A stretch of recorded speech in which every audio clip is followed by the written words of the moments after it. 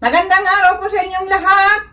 Andito na naman ako sa harap ninyo para magbigay na naman ng isang impormasyon na baka hindi nyo pa nalalaman. Pero bago ko simulan, humihiling lang po ako ng kaunting pabor na i-subscribe ang malit na channel na Ate Stella ninyo.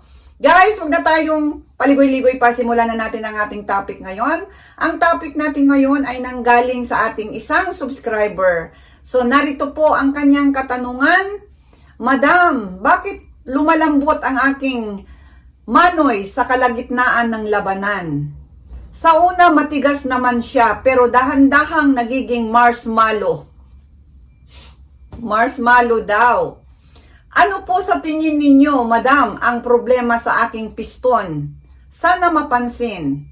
So guys, yan po ang tanong ng ating isang subscriber at huwag na nating banggitin para sa kanyang privacy. Pero bago ko simulan, disclaimer lang po, ang impormasyong binibigay sa video na ito ay para sa mga layuning pang-edukasyon lamang at hindi nilayon bilang kapalit ng profesional sa payong medikal. Maraming salamat po.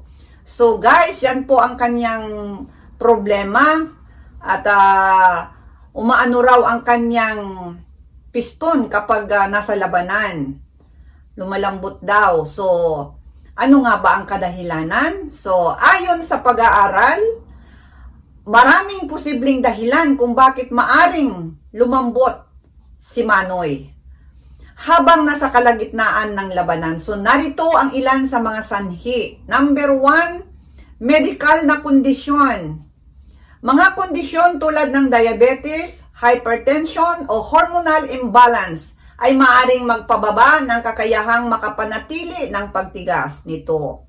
So, yan po ang unang medical na kondisyon. Yan po ang isang epekto kung meron tayong nakaramdaman na diabetes. Ito namang diabetes guys, hindi na to talagang kahit saan sa mundo kilala na ito na kapag ito ay nasa isang tao, tumama sa isang tao, lalo na sa lalaki, meron talagang epekto, lalo na kung malala na, may epekto talaga yan doon sa kay Manoy, na kapag yan po ay dumapo. So, wala po tayong magagawa kung ganyan po yan kasi yun na nga, no? So, yan po yung number 1, medical na kondisyon. At ang number 2 naman, side effect naman ng gamot. May mga gamot na may side effects na maaaring magpahina sa piston ng lalaki. Tulad ng mga antidepressants at blood pressure medication. So, ayon po yan sa aking pagsaliksik, isa po rin yan na nagkakaroon ng side effects, tapos yun na. Pero, paalala lang po, kung kayo po ay umiinom niyan, huwag po ninyong ihinto. Baka naman sabihin nyo, hihinto ko to. Hindi po, bago nyo ihinto, pumunta po kayo sa doktor na pinuntahan nyo at ikuwento nyo po. Isabihin nyo po doon ang inyong mga nararamdaman na kung bakit ganito, ganyan ang nangyayari. Sa kanyo ihinto. Wag po nating ihinto ang ating mga gamot kahit paanong mangyari hanggat hindi po tayo pumupunta sa doktor o kinukonsulta natin. Baka malay nyo papalitan lang yan ng gamot, no? Ng ibang klaseng gamot. Kasi baka may side effects. Yun po ang ibig kong sabihin. Wag pong ihinto yan. So, number 3, sobrang alak o sigarilyo. Ang sobrang alak at paninigarilyo ay may negatibong epekto sa blood flow, no, doon.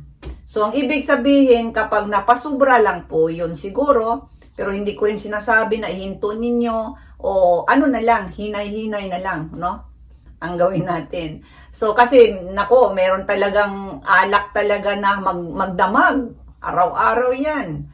At paninigarilyo, imbis na ilang sticks lang, nagiging 3, 4 na kaha sa isang araw, ay sobra-sobra rin naman siguro yon sa tingin ko, sarili kong opinion. So, dapat bawas-bawasan natin kapag meron na tayong nararamdaman na ganito klase, tulad ng tanong ng ating subscriber. So, ayan po yung number 3, sobrang alak at sigarilyo. At ang number 4 naman, pagkapagod o stress. Kapag sobrang stress naman ang katawan o pagod, no? O kaya maraming iniisip, mahirap mapanatili ang tigas ni Manoy. at ito'y magdulot ng pagbaba ng focus at energy. So, ang ibig sabihin, kapag nasa labanan na, nag-iisip ka, tapos pagod pa yung katawan mo, may iniisip ka pa, so sa kalagitnaan, imbis na titigas siya lalo, bumababa, umaano na siya, nawawalan na yung niya, enerhiya ng mo, no? Yung saging. So, hayan po ang mangyayari. So, yan po yung number 4, pagkapagod o stress. At ang number 5 naman, performance anxiety naman ito. Ang kaba o takot na hindi magampanan ng maayos ay maaring magdulot ng pagkawala ng energy ni Junjun. So ano bang ibig sabihin nun? Halimbawa, ang performance mo para kang kinakabahan, tama itong inaano mo kasi natural, meron din namang beginner, no? Kasi simula lang.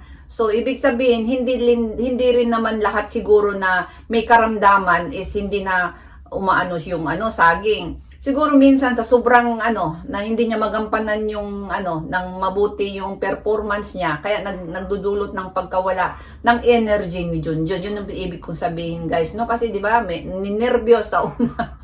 Ninervyos.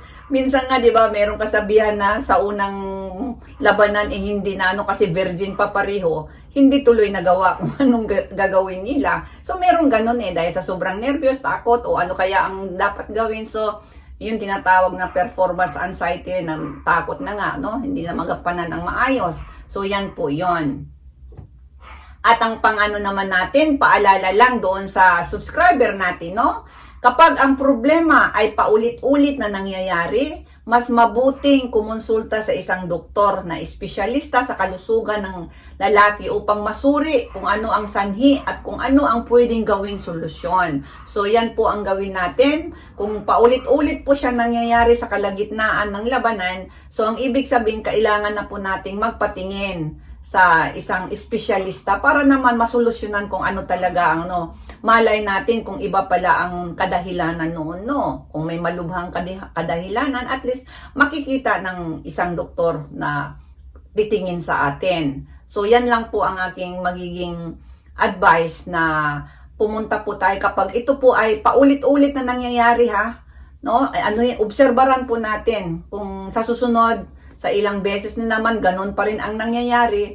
So, ibig sabihin, ganun na ang gawin natin, pumunta tayo. Kasi, hindi naman siguro talaga meron siyang, kasi sabi natin na sa una, siya, energetic siya, ang saging. Tapos, pagka nasa kalagitnaan niya, nawawala na, naglulupay-pay na. Anong tawag doon? Yung parang bulaklak na lantana.